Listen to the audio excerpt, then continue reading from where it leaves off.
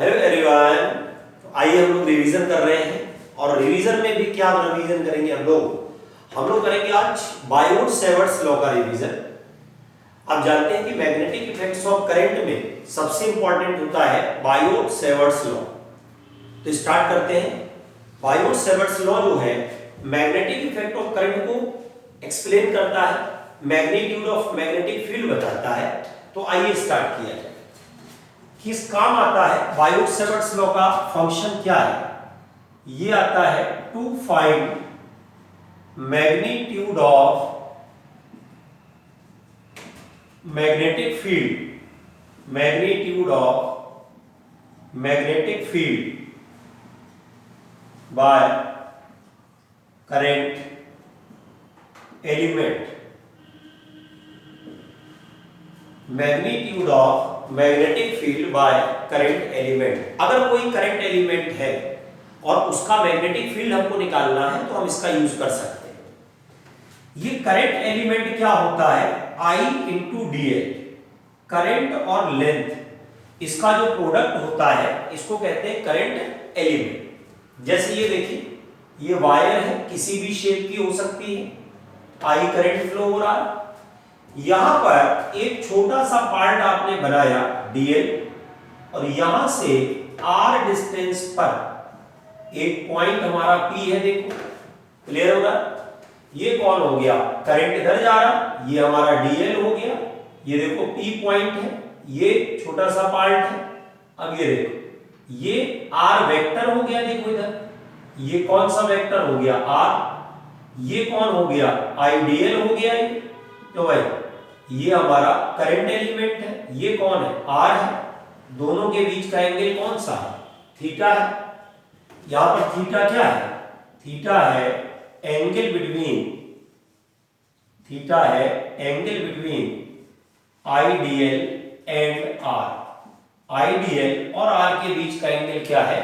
Theta. तो यहां जो मैग्नेटिक फील्ड आपको मिलेगा dB, directly proportional to IDL, directly proportional to sin theta, inversely proportional to r square।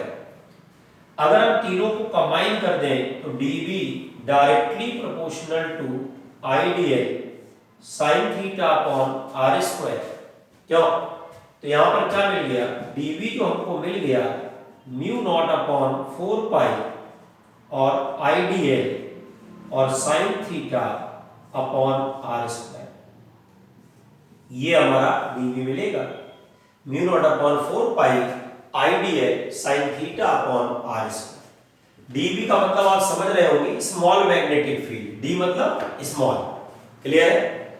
और B जो होता है वो मैग्नेटिक फील्ड इंटेंसिटी का सिंबल है, इसको बोलते हैं मैग्नेटिक फील्ड इंटेंसिटी।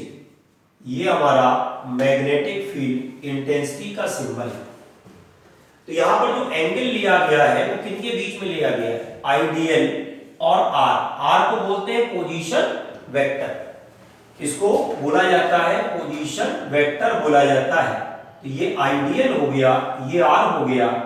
IDL और R के बीच का जो एंगल है वो हमारा थीटा। तो क्लियर हुआ कि नहीं? ठीक है। अच्छा, अगर इसको हम लोग वेक्टर फॉर्म में लेके आए, इन वेक्टर फॉर्म, अगर हम लोग इसको वेक्टर फॉर्म में लेते हैं तो ये हमको मिलेगा dB इक्वल्स टू और म्यू नॉट अपॉन 4 पाई और IDL cross r cap upon r square. समझ रहे हैं? यहां पर साइन थीटा देखो हटेगा, तो क्रॉस प्रोडक्ट में साइन थीटा होता है कि नहीं होता है? तो यहां पर क्या करोगे? IDL cross r cap upon r square. तो ये हमारा हो गया म्यू नॉट अपॉन 4 पाई और IDL cross r vector upon r की पावर 3। अगर ऊपर क्रॉस प्रोडक्ट लगा है तो नीचे r की पावर 3 होगा, है ना। और r कैप लगा है तो r स्क्वायर होगा। एक्चुअली ये r कैप क्या होता है जानते हैं नहीं जानते? r कैप को बोलते हैं यूनिट वेक्टर, ठीक है। और यूनिट वेक्टर जो होता है वेक्टर अपॉन मैग्नीट्यूड होता है। तो जब आप डिवाइड करोगे तो mu naught upon 4 pi ideal cross R upon R की पावर 3। इतना समझ में आ रहा है कि नहीं आ रहा? तो dv का फॉर्मूला है म्यू नॉट अपॉन 4 पाई और ideal cross R cap upon are square, ये हमारी वैल्यू आ जाएगी। क्लियर? अब एक बात और पता चली यहां से कि जो dv हमारा है वो परपेंडिकुलर किसके है? आइडियल के है और परपेंडिकुलर टू आर के है। dv हमारा परपेंडिकुलर आइडियल के है और परपेंडिकुलर टू आर के। ये दोनों के परपेंडिकुलर होता है, it is perpendicular to ideal and perpendicular to R. अब देखो यहीं पर आपको डायरेक्शन की मैं बात बताता हूं। या तो आप क्रॉस प्रोडक्ट के रूल से डायरेक्शन निकाल सकते हो। कैसे? आपने यहां पर देखो क्रॉस किया है आइडियल क्रॉस आर, मतलब आइडियल पर हाथ रखिए, आर की तरफ घुमाइए। किधर घुमाइए? आर की तरफ। आइडियल पर हाथ रख करके आर की तरफ घुमाइए। अंगूठा कहां जा रहा है? अंदर जा रहा है। अंगूठा अंदर गया, अंगूठा अंदर गया, इसका मतलब फील्ड आपका इनसाइड हुआ कि नहीं हुआ? Clear? Ideal cross R vector के लिए निकालते हैं ना क्रॉस प्रोडक्ट का रूल। क्या? आइडियल पर हाथ रखिए, आर की तरफ घुमाइए, तो ये क्या मिलेगा? आइडियल क्रॉस आर मिलेगा कि नहीं मिलेगा? बहुत सिंपल सा है। अगर ये ना पसंद आए तो फिर राइट हैंड थंब रूल लगा लो। क्या कहता है राइट हैंड थंब रूल? कि जिस डायरेक्शन में करंट है उस तरफ अंगूठा रखो, रख लिया और उंगलियों को ऐसे पकड़ो, पकड़ लिया। ये देख रहे हो उंगलियों का घुमाव देख रहे हो, उंगलियों का रोटेशन देख रहे हो, फिंगर की घुमाव देख रहे हो। ये जो फिंगर का घुमाव है यही आपके फील्ड की डायरेक्शन हो जाएगी। इसको राइट हैंड थंब रूल कहते हैं। क्लियर हो रहा है? तो या तो आप लोग क्या कर सकते हो, फील्ड की डायरेक्शन को कैसे निकाल सकते हो? फील्ड की डायरेक्शन को आप निकाल सकते हो किससे? फील्ड की डायरेक्शन को आप निकाल सकते हो क्रॉस प्रोडक्ट के रूल से। और या आप किससे निकाल सकते हो? या निकाल सकते हो राइट हैंड थंब रूल से निकाल सकते हो। ये देखो मैं लिख दे रहा हूं right hand thumb rule. Right hand thumb rule है ये। क्या होता है कि जैसे ये करंट ऐसे फ्लो हो रहा है, ये है, तो जो मैग्नेटिक फील्ड की डायरेक्शन है वो ये, ठीक? यहां से देखो अंदर और यहां से बाहर। क्रॉस का मतलब होता है इनवर्ड और डॉट का मतलब होता है आउटवर्ड। आपने इसको ऐसे पकड़ लिया, ऐसे ये पकड़ लिया, यहां से अंदर यहां से बाहर, ये क्रॉस और ये डॉट। क्लियर है कि नहीं?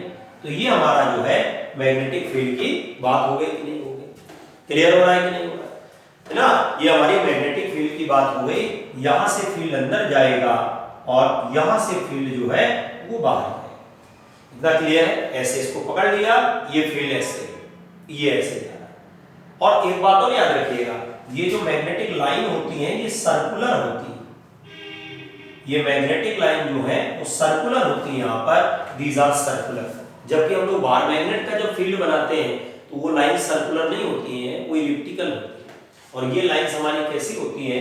These are circular. ये सर्कुलर लाइंस होती है। तो आप समझ में आ गया कि नहीं आ गया? अच्छा, यहां पर आपने जो कांस्टेंट यूज किया उसके बारे में बात बता दें। Mu naught upon 4 pi 10 to the power -7 tesla metre upon ampere. ठीक है ना? मैग्नेटिक फील्ड की यूनिट क्या होती है? टेस्ला। ठीक है? अच्छा, म्यू नॉट क्या होता है? म्यू नॉट होता है permeability of free space.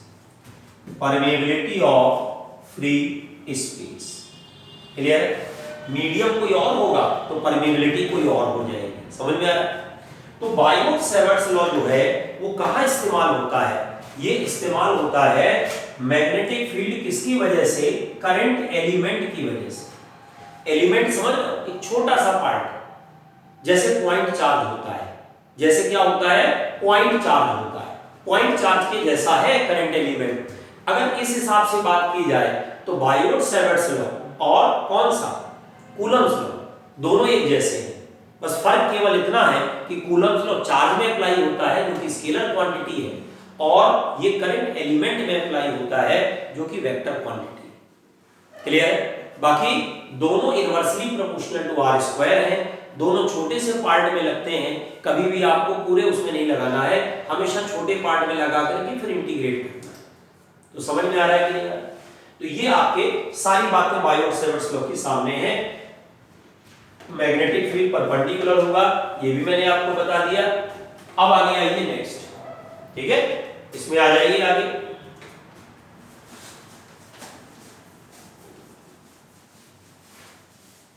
Biot-Savart's law में एप्लीकेशन पूछे जाते हैं, ठीक है ना। बायोट-सेवर्ट्स लॉ में एप्लीकेशन हमसे पूछे जाते हैं। Applications of Biot-Savart's law, applications of Biot-Savart's law, Biot-Savart's law का एप्लीकेशन। और इसमें भी जो सबसे इंपॉर्टेंट एप्लीकेशन है वो कौन सा है? सबसे इंपॉर्टेंट एप्लीकेशन है सर्कुलर लूप का है। किसका है? सबसे ज्यादा जो इंपॉर्टेंट एप्लीकेशन है वो सर्कुलर लूप का है। तो मैं आपको वही बता रहा हूं, ठीक है ना। Magnetic field due to circular loop, magnetic field due to circular loop. Circular loop का जो मैग्नेटिक फील्ड है वो कितना होगा ये स्टडी किया है। जैसे ये देखो, ये आपने लूप बनाया है ऐसे, ये आई करंट फ्लो हो रहा है, ये यहां से x डिस्टेंस है, ये पॉइंट P है, और ये आपकी रेडियस r हो गई, ये सेंटर है। यहां पर एक छोटा सा पार्ट आप बना लीजिए, ये dl ऊपर बनाया और ये dl कहां बनाया? नीचे बनाया। क्यों? अब ये देखिए, इस dl से इसको मिला दीजिए, इससे मिला दिया, इस dl से इसको यहां मिला दीजिए, मिला दिया, ठीक। dl क्या किया आपने?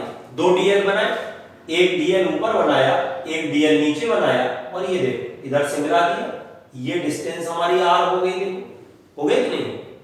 अच्छा, जो मैग्नेटिक फील्ड हमारा होता है वो r के परपेंडिकुलर होता है। dv परपेंडिकुलर टू idl होगा कि नहीं? dv हमारा परपेंडिकुलर टू idl के आ गया कि नहीं आ गया? क्लियर? dv परपेंडिकुलर किसके है? idl के। तो यहां पर क्या हो गया? ये देखो, ये ऐसे है, ये dv मैग्नेटिक फील्ड है, ये जो मैग्नेटिक फील्ड है ये भी हमारा dv। क्लियर? ये dv मैग्नेटिक फील्ड हो गया, हो गया। इसको आप यहां से आगे बढ़ा दो, ऐसे बढ़ा दिया, ठीक। इसको आपने यहां से आगे बढ़ा दिया, ऐसे बढ़ा दिया। ये एंगल कितना हो गया? देखो अल्फा, ये एंगल कितना हो गया? अल्फा। फिर से देखो, dv परपेंडिकुलर टू idl के होता है और dv परपेंडिकुलर टू r के भी होता है कि नहीं होता? अब ये देखो, यहां पर क्या किया आपने? आपने यहां पर ये किया हुआ है कि ये देखो, ये तुम्हारा r है, देखो ये r आता है ऐसे कि नहीं, और ये तुमने dv बनाया है, ये दोनों एक दूसरे के परपेंडिकुलर है ऐसे, और यहां पर भी आपने वही किया है, ये दोनों परपेंडिकुलर है ऐसे, ये हमारा परपेंडिकुलर ऐसे हो गया कि नहीं? ये देखो, ये ऐसे जा रहा है कि नहीं जा रहा है? ये इधर की तरफ जा रहा है कि नहीं जा रहा है? क्यों? ये दोनों 90 हो गए, ये अल्फा, ये 90 माइनस अल्फा, तो ये अल्फा, ये भी हमारा अल्फा। ये कौन है? dv cos अल्फा, ये कौन है? dv sin alpha. क्यों? इधर आ जाओ, तो ये कौन है? dv cos अल्फा, ये कौन है? dv sin alpha. देखिए, इधर की तरफ cos और दूसरी तरफ sin, इधर cos उधर sin। बना लो आराम से, देख रहे हो? एक dl ऊपर, एक dl नीचे, यहां से इसको मिला दो, यहां से इसको मिला दो, dv परपेंडिकुलर r के होगा। अगर ये परपेंडिकुलर है तो इधर भी ये cos, और इधर की तरफ क्या हो गया? sin हो गया कि नहीं हो गया? क्लियर? ये हमारा dv sin अल्फा हो गया। अब एक बात देखो जरा, ठीक है, ये देखो x है ना, ये दोनों देख रहे हो, ये कैंसिल कर देंगे एक दूसरे को, ये दोनों एक दूसरे को कैंसिल कर देंगे, तो बचेगा क्या? dv sin alpha. तो यहां पर जो नेट फील्ड हमको मिलेगा, ये मिलेगा integration of dv sin alpha. अब कई लोगों को ये कंफ्यूजन होता है कि सर आपने इंटीग्रेट क्यों किया, यहाँ तो 2 है, 2 है, 2 लिखो, 2 नहीं लिखेंगे, क्यों? इनके जैसे यहाँ पर बहुत सारे एलिमेंट होंगे कि नहीं होंगे, तो हम संख्या नहीं लिख पाएंगे, हम यहाँ नंबर नहीं लिख पाएंगे, हम सीधे सीधे इंटीग्रेट करेंगे। जब हमको नंबर पता होता है तो हम समेशन करते हैं, और जब नंबर नहीं पता होता है तो हम वहां पर इंटीग्रेशन करते हैं। समझ रहे हो ना? जब हमें नंबर पता होता है तो हम वहां पर क्या करते हैं? समेशन करते हैं, और जब नहीं पता होता तो इंटीग्रेशन करते हैं। तो यहाँ इंटीग्रेशन करेंगे b = dv sin अल्फा। अच्छा, dv की क्या वैल्यू होगी भाई? ये होगी μ0/4 पाई और idl sin theta upon r square. यही तो होगा कि नहीं होगा? Ideal sin theta upon r square. यहां पर जो थीटा है वो 90 डिग्री है, 90। तो dv क्या निकल आया बताओ? μ0/4 पाई और आइडियल अपॉन r स्क्वायर हो गया कि नहीं हो गया? μ0/4 पाई आइडियल अपॉन r स्क्वायर है कि नहीं? क्यों? थीटा 90 क्यों है यहाँ? थीटा क्यों 90 है बताओ? थीटा इसलिए 90 है क्योंकि देखो dl यहां है और r ऐसे है, देखो है, तो ये जो r है ना, ये आइडियल को टेंजेंशियली टच कर रहा है। क्यों है? थीटा 90 क्यों है? क्योंकि r टचेस आइडियल टेंजेंशियली, ये इसको टेंजेंशियली टच करता है। ये कैसे टच करता है? टेंजेंशियली टच करता है। समझ रहे हो ना?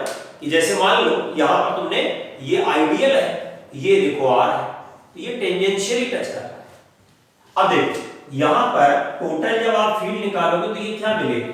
ये मिलेगा इंटीग्रेशन ऑफ μ0/4 पाई और आइडियल अपॉन r स्क्वायर और साइन अल्फा। साइन अल्फा क्या लिखोगे? साइन अल्फा की अगर तुमने वैल्यू लिख दी तो ये कैपिटल R और ये स्मॉल r, ये आ जाए, तो ये हो गया capital R upon small r।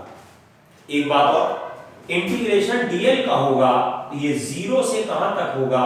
2 पाई r हो जाएगा। अब आप इसको इंटीग्रेट कर दो यहां से, बेटा दे इसको।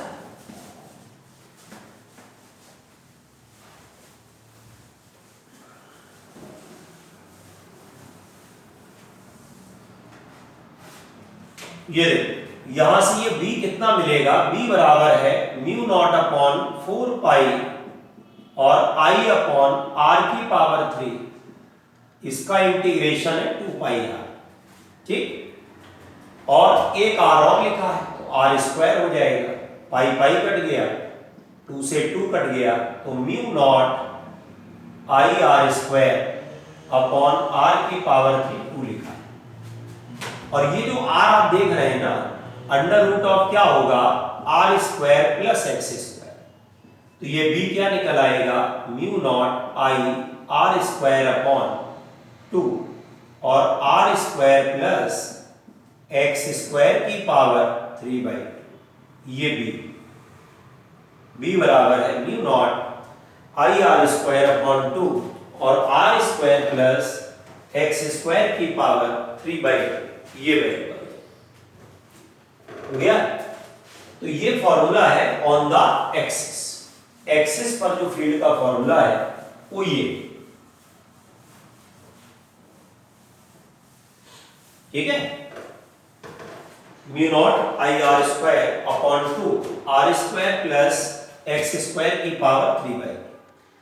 अब इसमें देखो ये तो हो गया मेन फॉर्मूला। अब इसमें कुछ कंडीशंस बना लेते हैं, इसमें कुछ कंडीशंस बना लेते हैं। और वो कंडीशंस कौन सी बना लेते हैं? देखो इसमें जो कंडीशंस है, एक कंडीशन ये बना ली जाए, कौन सी? x 0। अगर x 0 है तो एट द सेंटर होगा। क्यों? अगर x 0 है तो कहां होगा? At the centre. और अगर एट द सेंटर हुआ तो यहां पर b क्या मिलेगा बताओ? μ0/2 i r स्क्वायर और r की पावर 3। जब आप यहां पर x की वैल्यू 0 करोगे तो r की पावर 3 आएगा, ठीक है ना? तो ये देखो आर स्क्वायर कट गया तो म्यू नॉट अपॉन 2 और आई अपॉन आर आ गया कि नहीं आ गया, ये ठीक है। अगर आपने x की वैल्यू 0 की तो सेंटर पे आ जाए x की वैल्यू 0, नोट कर लीजिए।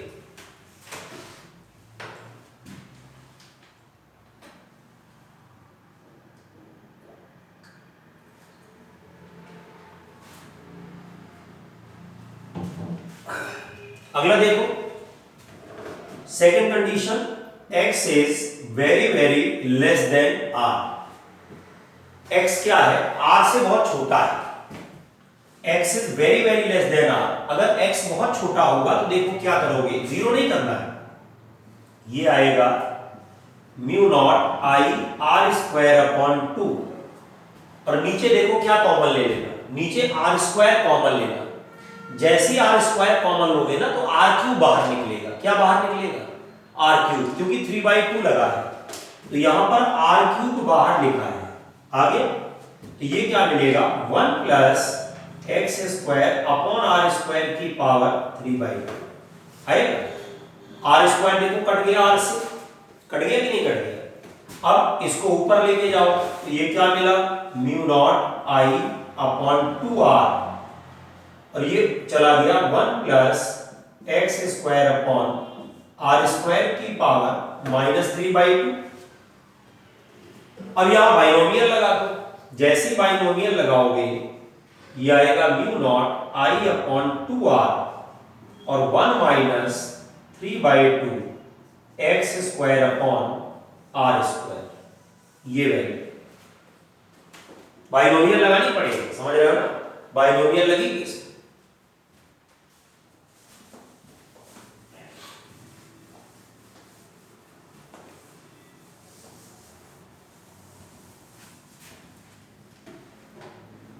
क्या हो गया, mu naught upon 2 I upon r 1 minus 3/2 और x square upon are square. अब ये देखो ये कौन है, ये सेंटर वाला फील्ड है। क्यों, यहां से क्या लिख सकते हो, b बराबर b naught 1 minus 3/2 x square upon are square लिख सकते हो।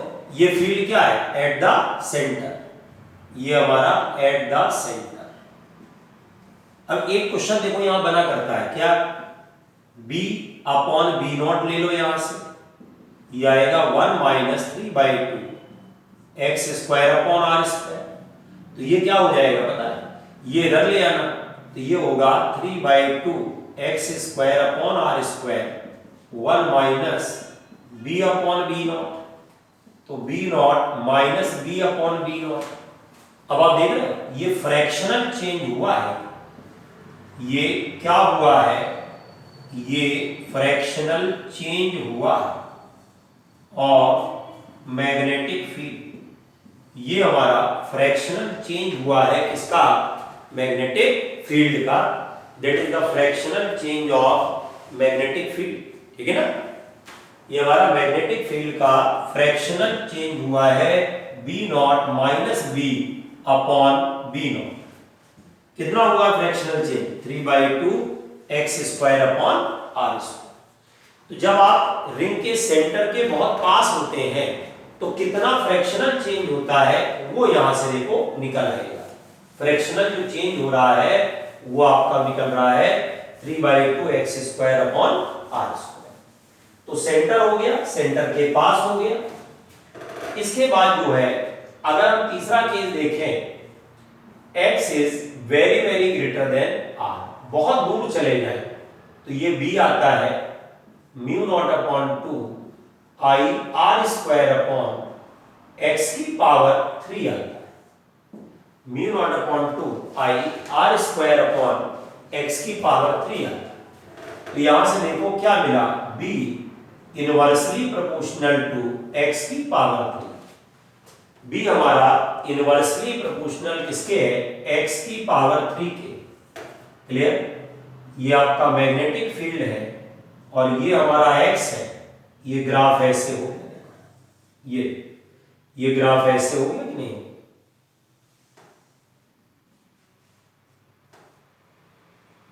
ये दो इधर चला गया, इधर चला गया, इनवर्सली प्रोपोर्शनल टू x की पावर 3।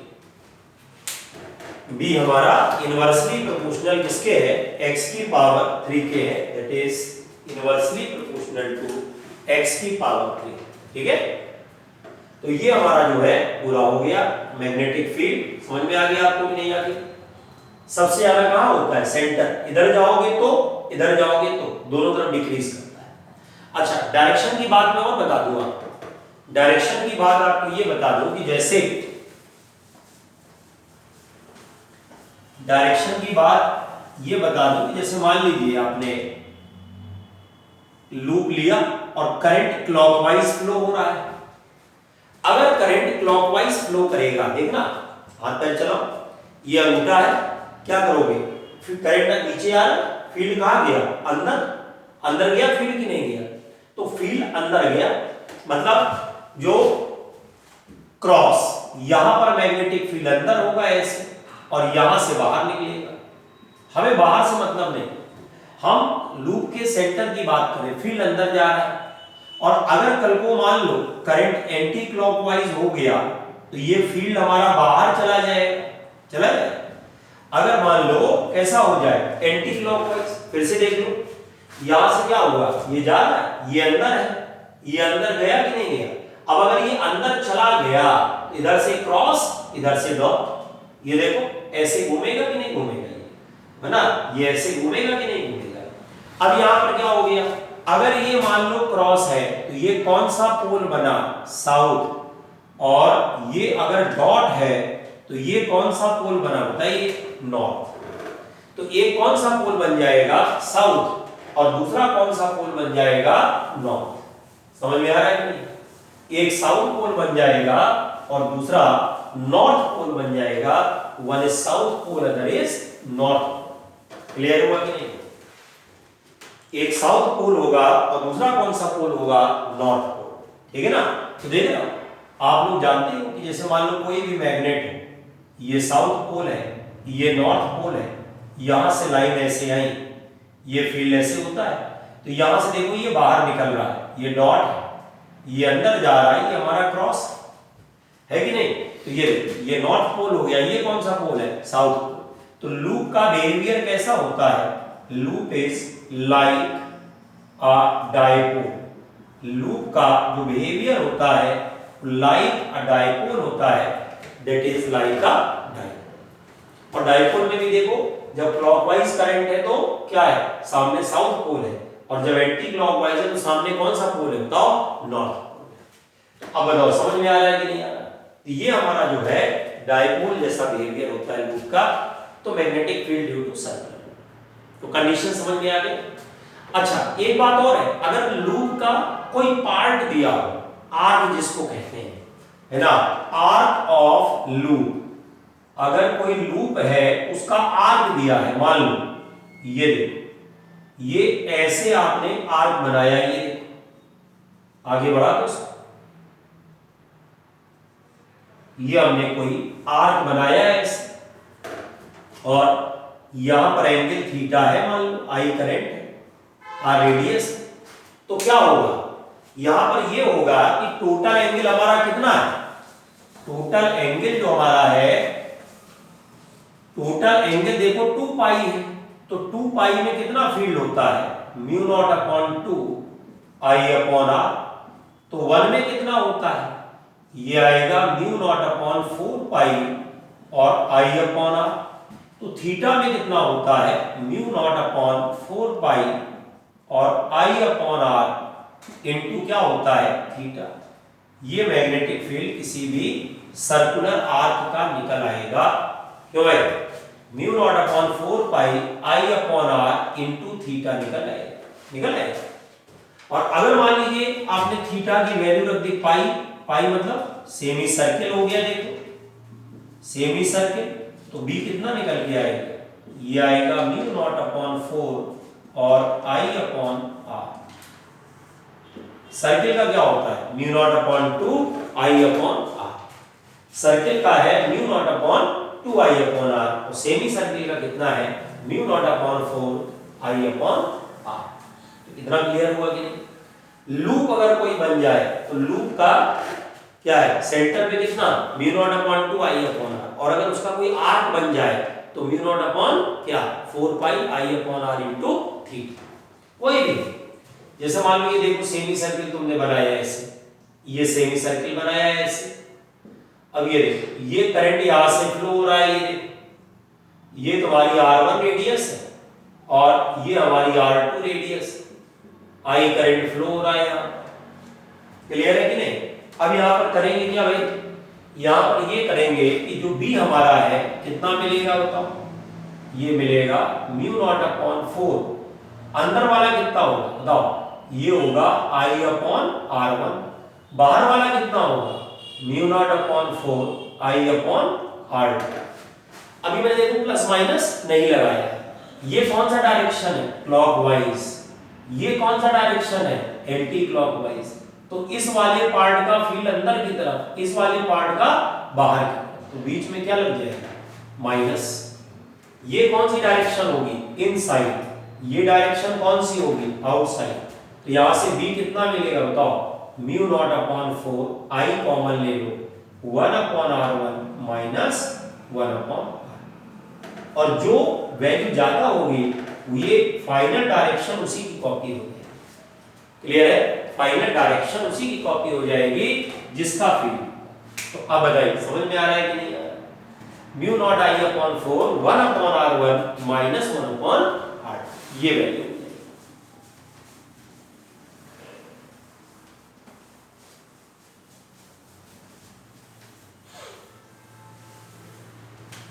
सबको समझ में आ गया भाई, कोई दिक्कत तो नहीं है।